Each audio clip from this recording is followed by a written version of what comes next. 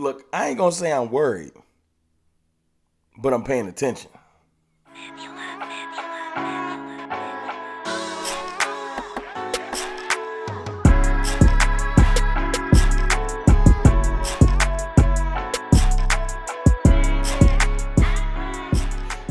Good people, it's your boy Mr. Rome, Cowboys fan talk, right back, like I never left. What's up with y'all, man? It's almost Saturday. It is almost Saturday afternoon. I'm ready. I'm ready to see the Cowboys put on some real pads and helmets, full unis, go against another team that you're not familiar with, so we can really start seeing some things. Before we get there, let's talk. Y'all know me. I'm Captain Positive, the stir of the Kool-Aid, um, Optimus Prime, whatever you want to call me. Positive over negativity. That's what I'm saying. So there's power in the tongue, and speaking negative over your camp, over your team, it will come. You know what I'm saying? But there are a couple of things that, I'm concerned about. I'm not worried. I got my eye on it. You know, Offensive line, running back behind Tony Pollard. I'm not concerned, or I'm not worried or concerned about running back behind Tony Pollard. I'm just kind of curious about that. Like, I really want to see who emerges. I got faith in all of those backs, but I'm just curious. I got to see it. So maybe that's not a good word for that. 100% a little bit worried about what's going on with Zack Martin. You know, you see the thumbnail. It looks like such a good offensive line. Look, Tyron Smith ain't the Tyron Smith from 10 years ago, but he's still one of the better tackles in the league. When he's healthy, it's hard to get around that dude. Now, Micah Parsons makes it look easy. Micah Parsons is a freak of nature. It's just different. Even Tyron Smith would say that. Your average defensive end ain't getting past Tyron Smith. I put my money on it. So looking at Tyler Smith, Tyler Biadasz, who I'm glad is healthy. They're going to probably chill him out on Saturday. And then you got Josh Ball in that picture. It hurt. It's painful to just look at. And then you got Terrence Steele. And it's one of those things where you're like, that's a big hole. That's a whole pause that we can't fill. It ain't that easy. It ain't. I don't even know who you would put there. And I know they're running in Josh Ball. They might have gave Valetso some snaps there. Edoga. I don't know who's over there. I'm about to find out. We're going to be watching that side like a hawk. Even though our offensive line as a whole might not go out there, it's important to see who's playing at that position. And not to be funny, if Zach didn't come in, we got to trade for somebody. We cannot go into the season or bring in another guard. We can't go into the season just with what we got on the roster if Zach's not going to come in. I said on Twitter, I got a feeling that Zach's going to come in. A lot of that's just positivity, man. He lost a lot of money, like $700,000, $800,000, something crazy from fines. And I just don't see him sitting out. I just don't. I feel like his character's above that. I wouldn't be surprised if the Jones family give him some money. I don't know, but I'm refusing to believe that we're going to start the season without Zack Martin. I just am. I just feel like we're going to figure something out. I'm not offensive line guy. I'm not my boy Boss Cowboy or the OC. I'm not Vosh Lombardi. I can't tell you who is best unless it's glaringly obvious. I'm good with the all-starting offensive line, And then as you get into the deficiencies of the depth behind them, I got hope, I got high praise when they do something good, but I don't quite know. You know what I'm saying? So, I don't know, man. I've been paying attention, keep my ear to the streets. I ain't heard nothing. I just know that Zack Martin's staying in shape.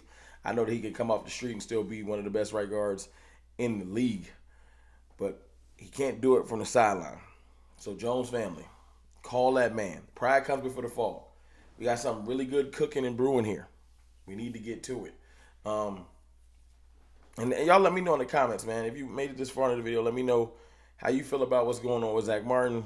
I mean, it's obvious we need him. He's a 9-time All-Pro or something crazy like that. Like, yes, we need him. But do you think it's possible we can get through without him? I'm going to say right now, no. Unless we trade for another decent guard with what we got on the roster right now.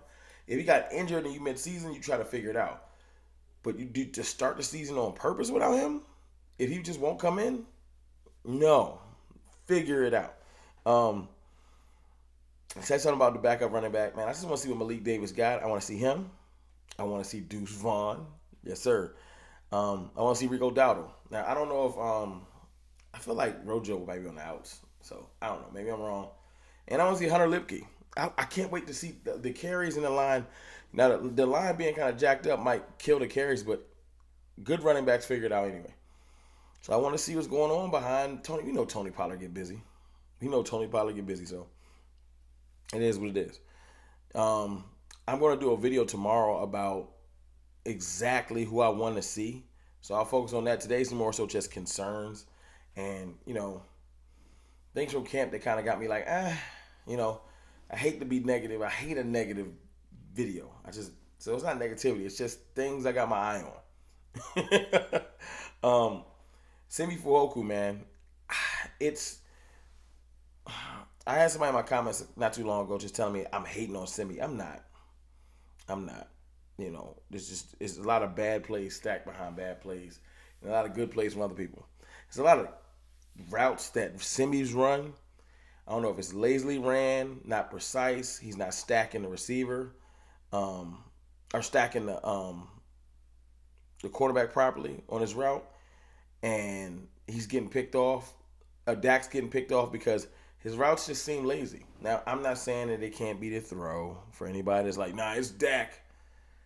But it's crazy. Like, 81 is always there when Dak throws the ball. And I'm like, is there something? Is a disconnect between the two? Because we saw last year, a disconnect between receiver and quarterback can cause havoc. So, watching Simi, that's kind of one of the things I got to keep my eye on. And we all know kicker. Kicker's a big deal, man. Brandon Aubrey apparently didn't miss yesterday, but before he had hit one field goal the other day before they cut Tristan Vizcaino. So kicker is a big deal. It's a big deal. I want to see what's going on with kicker. It is what it is. Those are three main things, man. And one of them not even a concern. I'm just curious, but I'll talk about that probably more tomorrow on the running back situation. So it's more so kicker, offensive line depth. Yeah, because offensive line is a major thing. I'm really comfortable with everything else on this team. I want to see who emerges. Like, watching the offensive line in these games is important. Not just because of Zack Martin. I need to just see who can play. We might need to make some moves. We might need to do like Philly and go sign up many people at one position. You know what I'm saying? It is what it is. I will touch on this one little silly thing because the world is talking about it, man. Shady McCoy is a cornball. Like, he is what I epitomize as when I say cornball behavior or light them up, you a cornball. He is the picture, the poster child of that. He's an idiot. To go somewhere like I know that, look, this sports media, this content creation game has no integrity. There are people I know that have integrity, but the majority of this game, ain't nobody got no integrity. Ain't no rules. People try to make you live by false rules that they don't live by themselves. It's a dirty game. I've been paying attention the last couple of days. It's a dirty, dirty game. And it is what it is, man. It's just, you know what I'm saying? Twitter's a wild place. It's not what you think it is if you want to get in this game. You got to have a strong chin that takes you know what I'm saying? Take some hits because it's crazy. But Shady McCoy, to come to camp, just say I came to camp to say what up. Don't say I came to camp, then go on Colin Cowherd's show and start lying. The offense looks good. Defense is talent everywhere. Tony Pollard looks good. Come to find out, Tony Pollard was with his wife or baby mother. I don't know if he's married or not. Because he had just given birth to his child. And, congratulations to Tony Pollard, but he wasn't even there. You just making up stuff? You ain't seated. You was there for 38 minutes.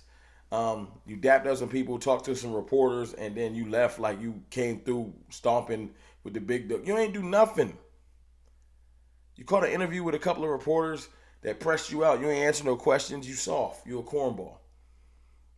You could at least answer questions. Ain't nobody trying to fight you. That's what's sad. That's why I look whack, because you ran. How you, what you thought somebody's going to put them paws on you? Just go talk to the players. Go look the man in the face that you hate on every day and say it to his face. He ain't gonna hit you, but you corny. So I just want to address that. He's a cornball. You know, you got people today trying to say we hate on the way Shady. I don't care about how Shady talk, look, act. That don't bother me.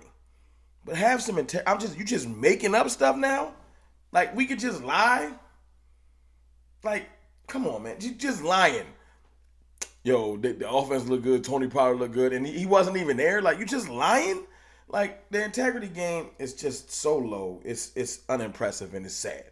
But look, it's your boy, Mr. Roman. Tell me how you feel about our offensive line and our kicking situation, and we will talk more probably tomorrow about players I want to see get active on Saturday. I'll holler.